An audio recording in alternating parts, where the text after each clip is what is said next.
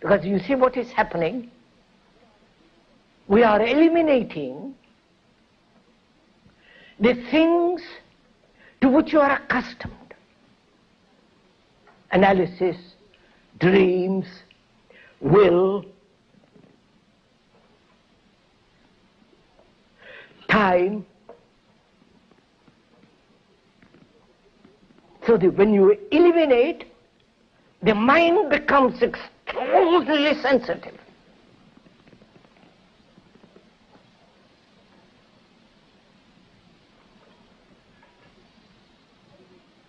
And through this elimination, it has become not only sensitive but intelligent.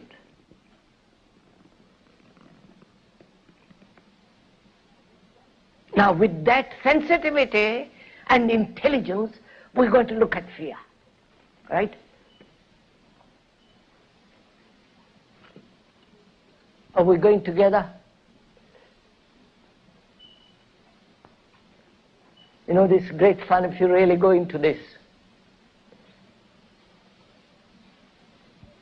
Because then you turn away, you turn your back on the whole of the social structure in which time, analysis, will is in operation.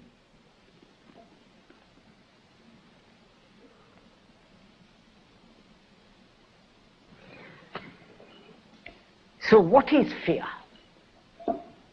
Right? What is fear? How does it come? Fear is always in relation to something. It doesn't exist by itself. In relation to something that is permanent, also permanent.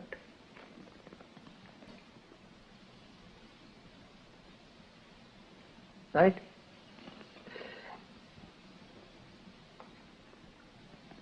There is fear of what happened yesterday, the repetition of that tomorrow, whether it's pain or some other form.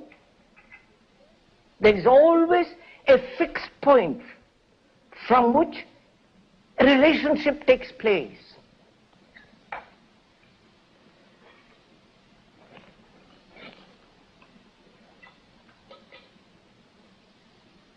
We'll go into that a little while, in a minute. So as we were saying, fear exists only in relationship with some other thing. Otherwise there is no fear.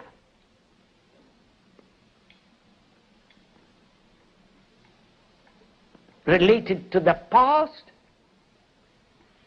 the memory of the past, pain, and not wanting that the repetition of the pain tomorrow or today.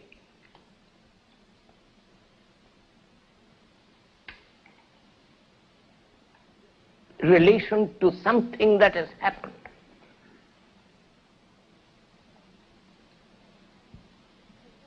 And what is fear? It is, you have had pain yesterday. That's obvious, you have had it. Or there is some hope tomorrow, which might not come about. So, there is fear of yesterday, there is fear of tomorrow. How does that fear come about? Right? You are asking the question, not I. So you are working hard.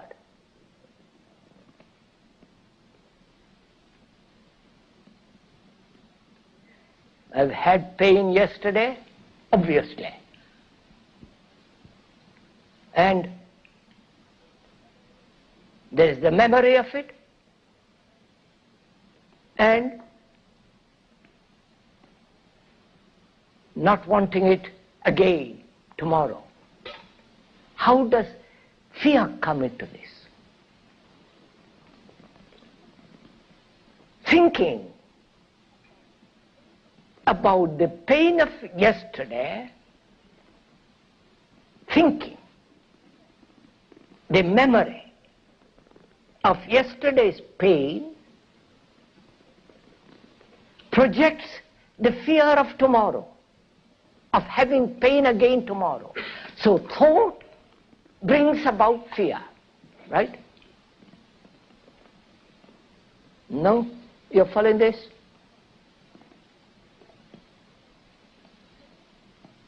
Thought. Thought brings about fear, breeds fear, and also thought cultivates pleasure.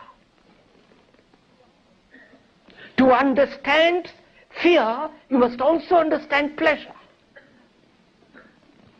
because they're interrelated. Without understanding one, you can't understand the other. Which is, you can't say, I must have only pleasure and no fear. Because fear is the other side of the coin, which is called pleasure.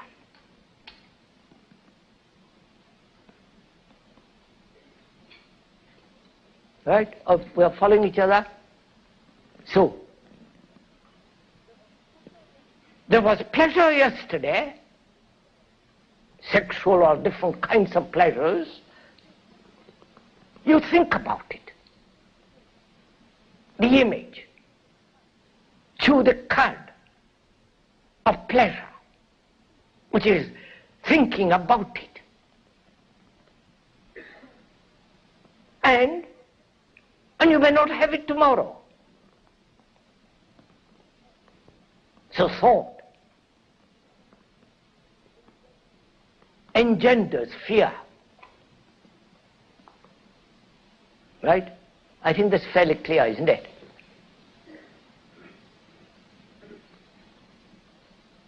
So thought not only sustains pleasure, also nourishes fear.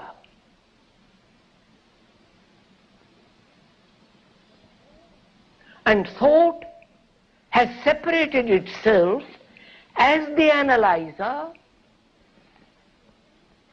The thing to be analyzed is also part of thought.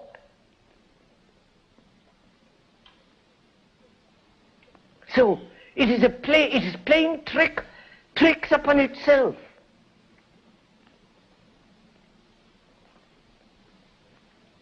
So then the question is,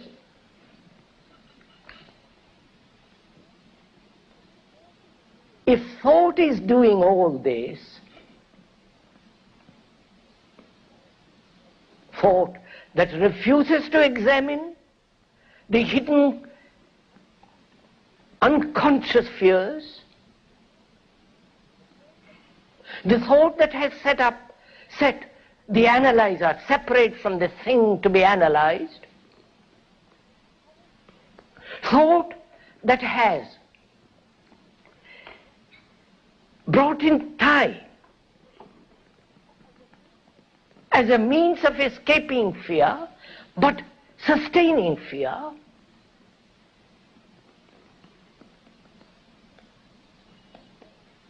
and thought also nourishing pleasure, which has nothing whatsoever to do with joy,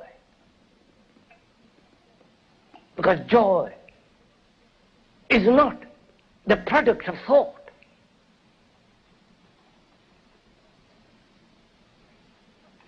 It is not pleasure. You can cultivate pleasure. You can think about it endlessly and derive great pleasure. But you can't do that with joy. The moment you do that, it has gone.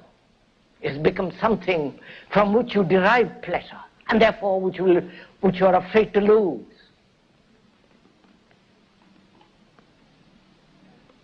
So thought is responsible for both pleasure, pain, fear.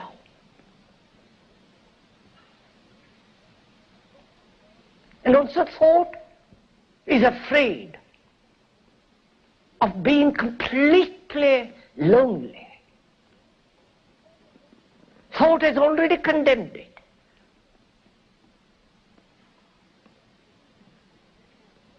And so thought invents a way of escaping from that loneliness through various forms of religious entertainments or cultural something or other. The everlasting search for deeper and wider dependencies. So thought is responsible. Then what is one to do? You understand all this, I hope. What is one to do when one realizes that thought, which is a response of memory to any challenge, minor or major, which sustains both pleasure and fear.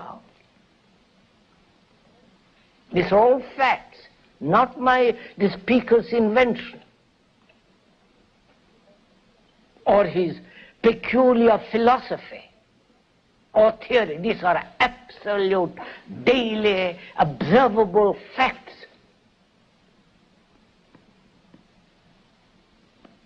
Then the next question is, what is one to do?